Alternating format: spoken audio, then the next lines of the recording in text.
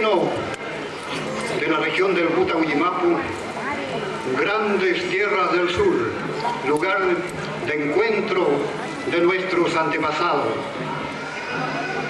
Vayantenien kaki nyomunfa, radio la costa seumanti, reiti que wasipan, muy capaz.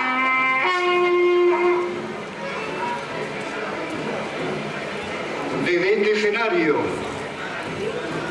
queremos dar por iniciado hoy a uno de los más grandes eventos artístico, musical y cultural que organiza la Fundación Radio Escuela para el Desarrollo Rural FREDER y su medio de comunicación Radio La Voz de la Costa, evento al que concurren artistas y cultores campesinos provenientes de los más apartados rincones de nuestra región huilliche.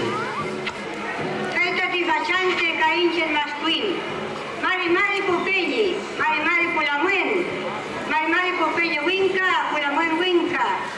Esta ti milepai ta choquinfa, inche yowayen, kakume